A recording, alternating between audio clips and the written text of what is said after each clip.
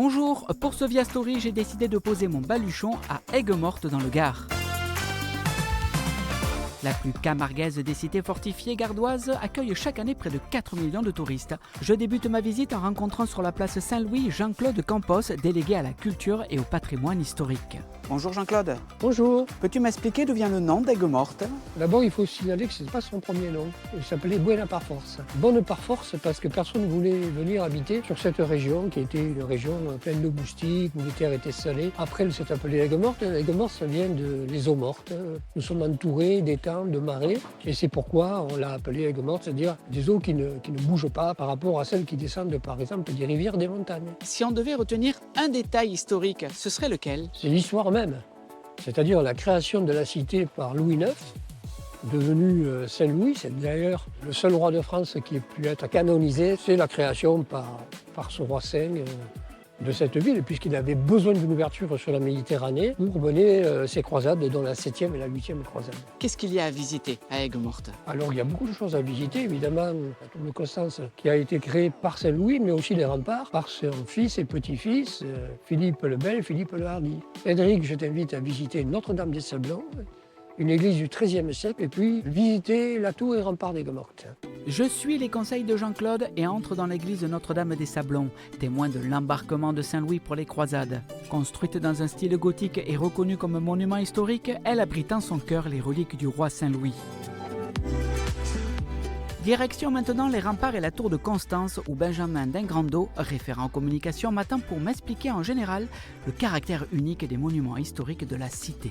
Bonjour Frédéric. Salut Benjamin. Bienvenue. Merci. Les remparts et la tour de Constance, on ne peut pas repartir de la cité sans les avoir visités. Ça serait vraiment dommage. C'est un ensemble architectural qui fait partie de la ville. La ville, c'est le rempart c'est la ville. La ville est complètement ceinturée par 1640 mètres de remparts, 5 grandes portes, 5 petites portes et 5 tours, plus la tour de Constance. À qui appartiennent ces remparts et la tour de Constance? À la commune ou à un organisme privé? Alors, ni l'une ni l'autre, les tours et remparts d'Aigues-Mortes sont gérés par un établissement public et administratif qui dépend du ministère de la Culture, qui s'appelle le Centre des Monuments Nationaux. C'est un fonctionnement par péréquation. L'argent qui est récolté dans les différents monuments est remonté au siège, qui ensuite le redistribue aux autres, ce qui permet à des très gros monuments de faire vivre et de continuer à entretenir et restaurer les petits monuments qui font venir moins de visiteurs, mais qui sont tout aussi importants pour l'histoire de France.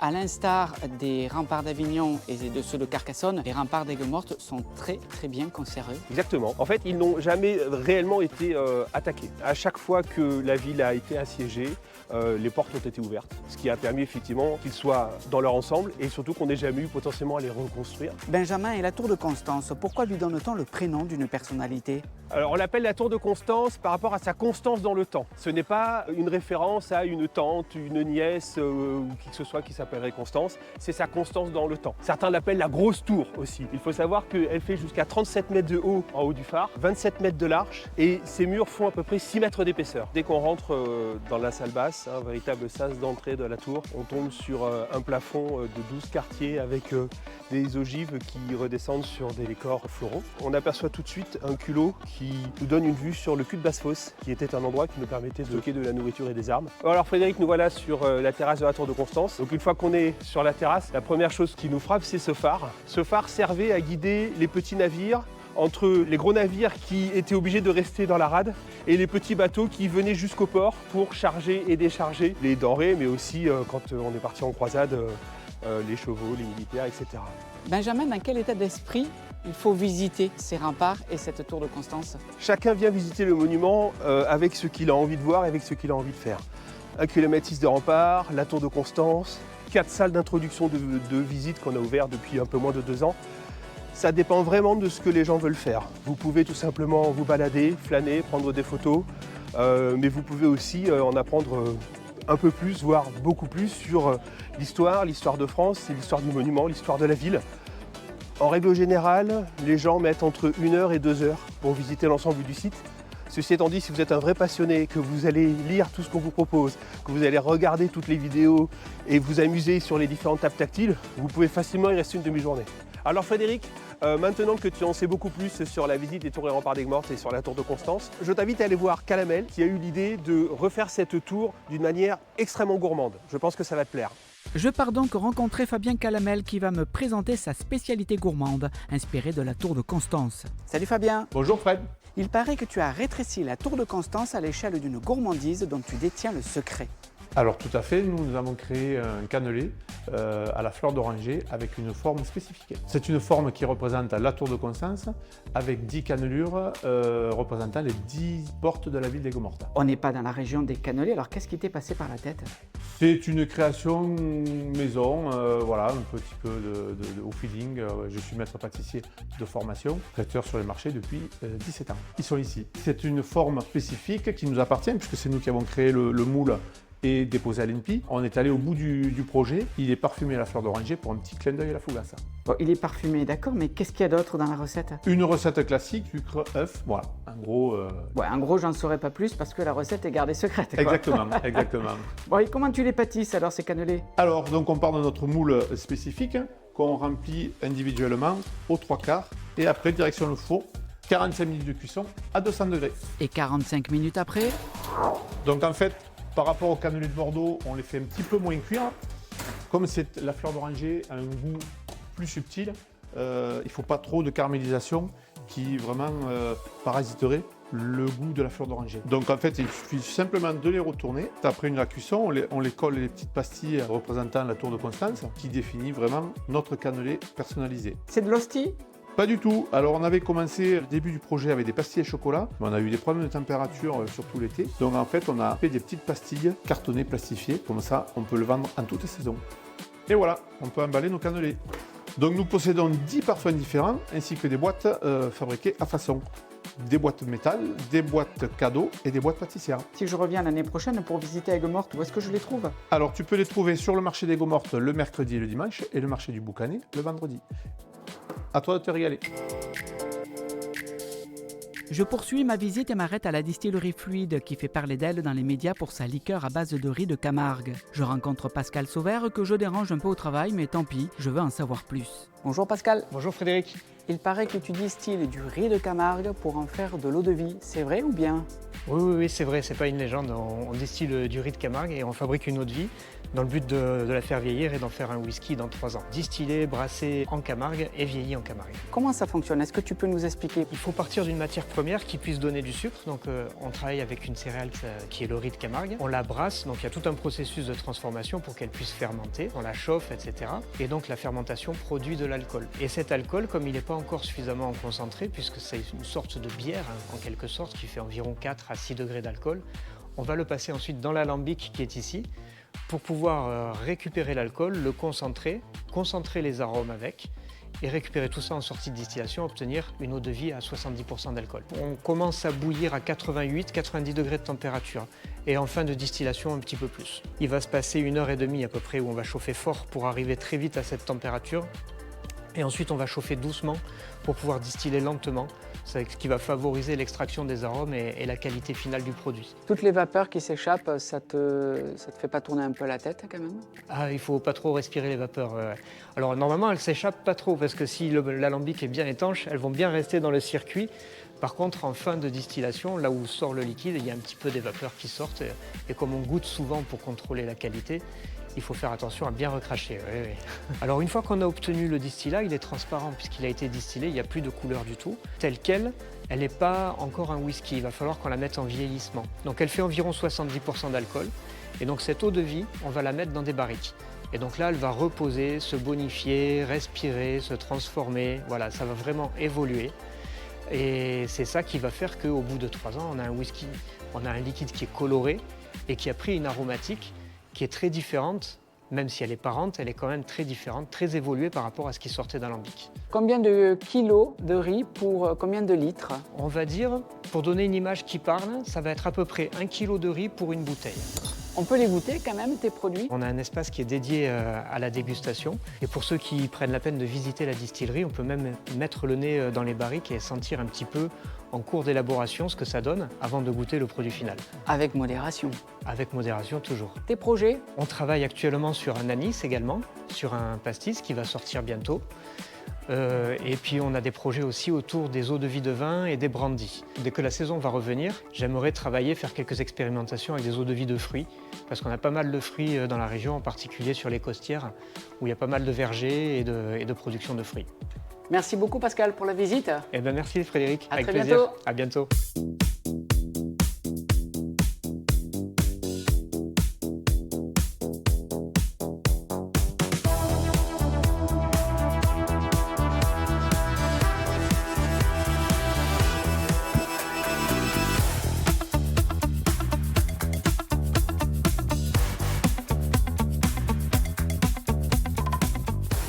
La sieste sera pour plus tard. Je continue mon exploration des rues pittoresques de la cité médiévale. Ma 5e escale me mène devant la chapelle des Pénitents-Gris, un monument chargé d'histoire. Devant la porte, Richard Mouret, membre des Pénitents-Gris, m'accueille pour me faire découvrir ce site sacré. Bonjour Richard, Bonjour Frédéric, bonjour. tu es pénitent gris ici Pénitent à Gris, oui, Aigues-Mortes. Aigues-Mortes. Depuis combien de temps?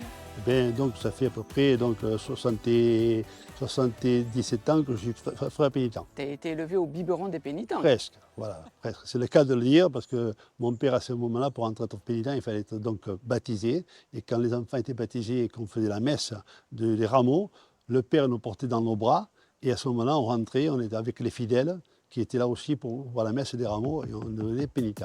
Et l'architecture de cette chapelle, elle me semble bien vieille, je me trompe ou pas? Elle est vieille, bien entendu, puisque les fonds baptismaux ont été créés en 1350. Malheureusement, il y a eu donc les guerres de religion, bon, on ne va pas refaire l'histoire. Et donc à la reconstruction complète de cette chapelle, il a fallu donc refaire donc la totalité de cette belle chapelle. Et donc elle a vu la finition de ces travaux en 1607. C'est une chapelle de culte catholique.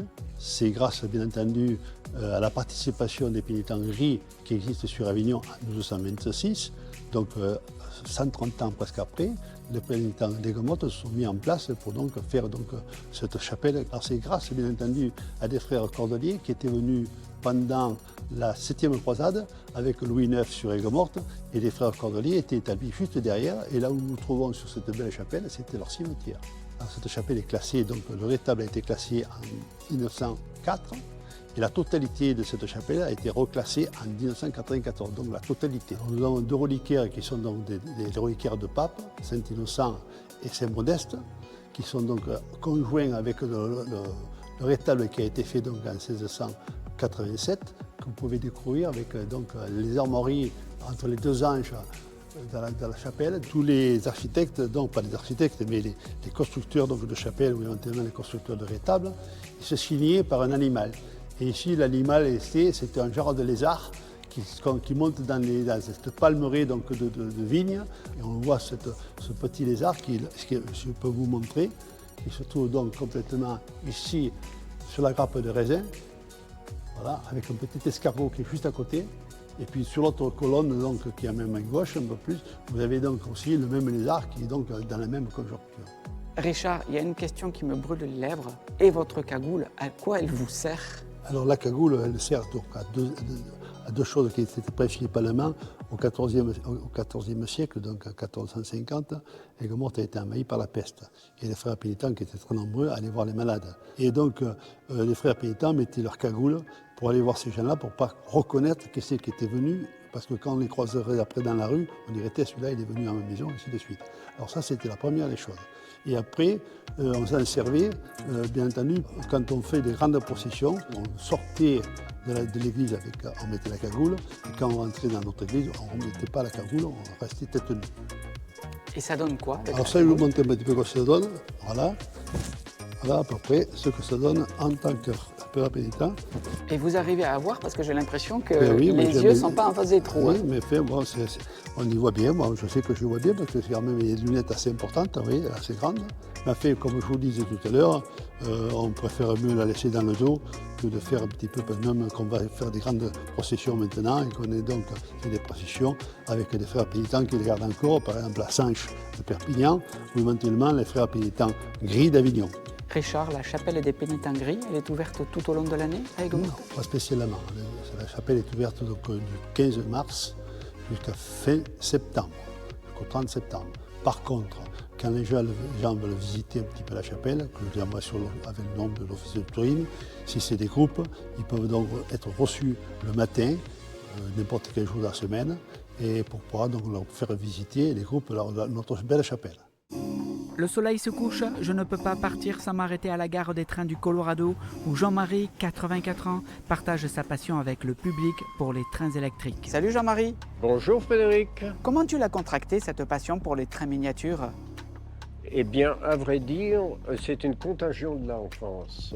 Et après-guerre, tous les petits garçons, tout du moins, rêvaient d'un train électrique. Donc j'ai cultivé ça tout au long de mon adolescence. Quand nous allions au cinéma, vers 14, 15, 16 ans, il n'y avait que des westerns à disposition. Donc j'étais inspiré de cette époque. Ça s'est additionné au train. Et comme j'ai adoré aussi le train réel, ça ne m'a pas quitté. C'est quand même étonnant de trouver ici à Aigues-Mortes des trains du Colorado. Contrairement à l'idée reçue, les premiers films qui ont été vus, western, ne sont pas américains, mais camarguais. C'est grâce au mythique marquis de Baroncelli qui s'est rapproché du tournage de la tournée de Buffalo Bill qu'a été filmé en Camargue les premiers westerns. Il y a même une photo où on voit le marquis avec une belle coiffe d'Indien.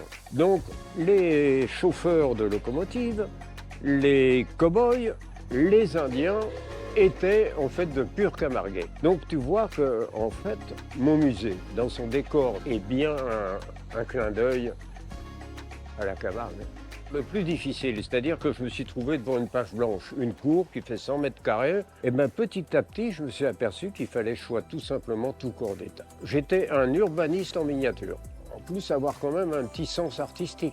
Parce que pour créer une atmosphère, c'est ce que j'ai voulu faire, créer une émotion. Il faut que ce soit un tableau, il faut qu'il y ait une mise en scène. Voilà, c'est ce que je pense avoir un peu réussi à faire. Alors, mes projets au niveau du musée, j'y réfléchis parce que j'aimerais bien que ça perdure, que mes successeurs continuent à entretenir, à enrichir la collection. Quant à moi, Frédéric, je dirais tout simplement que vu mon âge, mon plus grand vœu, ce serait de te revoir dans 10 ans. Eh bien, je te donne rendez-vous dans 10 ans alors. C'est gentil. Au revoir, Frédéric.